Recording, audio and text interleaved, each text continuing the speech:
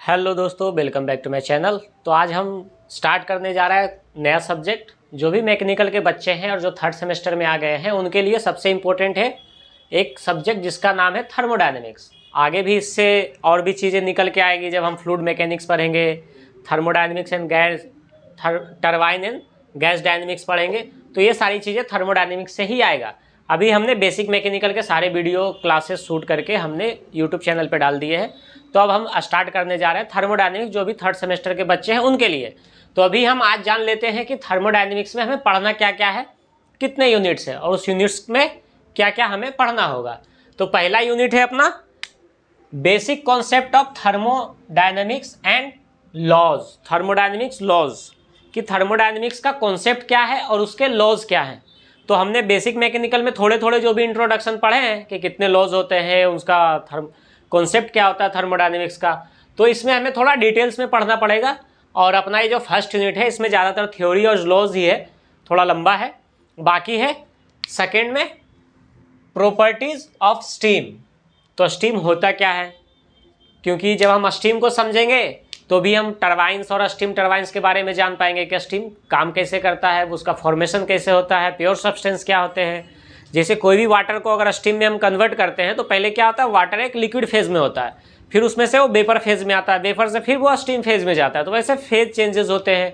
Triple point किसको बोलते हैं, फेज चेंजेस क्या होता है, हीट कैसे वाटर के साथ वर्क करता है जिससे वो स्टीम में कन्वर्ट होते हैं, स्टीम का प्रेशर, डेंसिटी, उसकी जो ड्राइनेस फ्रैक्शन है वो कैसे देखा जाता है, उसमें न्यूमेरिकल्स आते हैं वो कैसे बनाएंगे, ये सब हम जानेंगे second unit properties of steam में।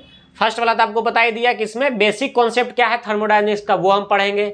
जो भी 3 या 4 लॉज है, zeroth law, first law, second law, third law thermodynamics का, उसको हम पढ़ेंगे। उस पर जो भी डेरिवेशंस होंगे वो करेंगे और उसके हम यूजर्स को जानेंगे कि यूज़ कहाँ है। उस पर हम यूज़ करके जो क्लासियस लॉस पढ़े थे, जो केल्विन प्लैंक कांस्टेंट का लॉ पढ़े थे, उसका क्या यूज़ है, जीरोथ लॉ का क्या मतलब है, ये सारी चीज़ें हम थर्मोडायनेमिक साइकिल क्या होता है, सिस्टम क्या होता है, फिर से हम इसमें डिटेल्स में पढ़ेंगे। अब आते हैं थर्ड में।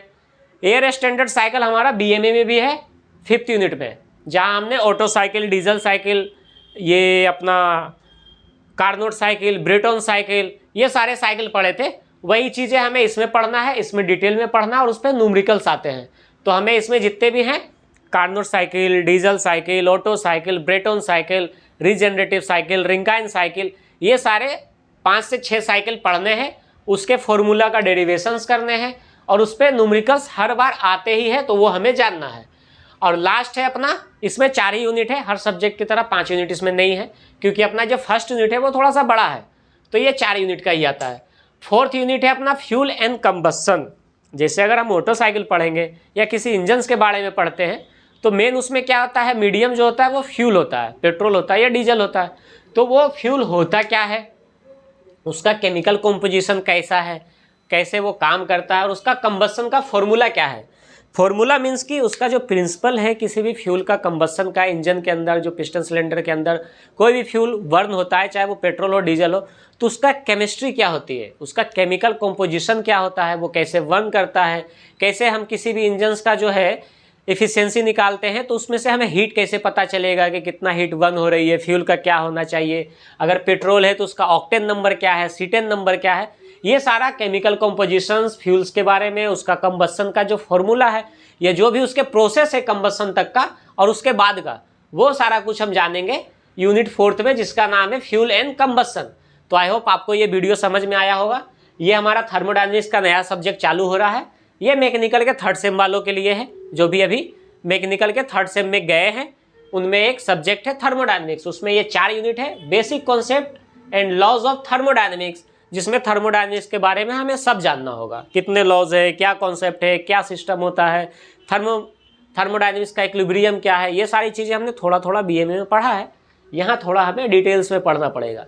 उसके बाद प्रॉपर्टीज ऑफ स्टीम, क्योंकि प्रॉपर्टीज ऑफ स्टीम पढ़ेंगे तो 4th सेमेस्टर में जाने के बाद हमें पढ़ना पड़ेगा टरबाइंस, जिसमें आएगा स्टीम टरबाइंस। तो जब तक हमें स्टीम नहीं पता होगा, किसी भी टरबाइंस की इफिशियंसी, वो कैसे वर्क करता है, ड्राइनेस फ्रैक्शन क्या होता है, कोई भी जो अपना स्टीम है वो स्टीम बनता कैसे है, क्योंकि लिक्विड से ही हम स्टीम बनाते हैं, उसमें कितने फेज होते हैं, सुपर हीटेड स्टीम क्या होता है, ये सारा कुछ हम जानेंगे स्टीम में। फिर आएगा एयर स्टैंडर्ड साइकिल, ये भी हमने बेसिक मैकेनिकल में पढ़ा है। जितने टाइप्स के साइकिल है हमें सबका एफिशिएंसी के लिए डेरिवेशंस करने होंगे, उसके न्यूमेरिकल्स करने होंगे, उसका यूज़ क्या है वो सारी चीज़ें जानेंगे। और 4th यूनिट में ज़्यादा कुछ नहीं है, इसमें केमिकल कॉम्पोजिशन आएगा फ्यूल का, कि C10 नंबर क्या होता है, ऑक्टेन नंबर क्या है, ये पहली बार हम सुन रहे होंगे, क्योंकि हमें बेसिक मैकेनिकल में ये सारी चीज़ें नहीं जाननी थी। क्योंकि आगे जब हम पढ़ेंगे ऑटोमोबाइल तो उसमें फ्यूल के बारे में और ज़्यादा जानना पड़ेगा। तो यहाँ हम फ्यूल के बारे में जानेंगे, उसका कंबस्शन प्रोसेस के बारे में जानेंगे, ये सारी चीज़ें हम जानेंगे और 1 बाय 1 सब कुछ डिटेल्स में पढ़ेंगे। तो थैंक यू सो मच, बने रहिएगा वीडियो में और आगे वीडियो आते रहेंगे। Thank you.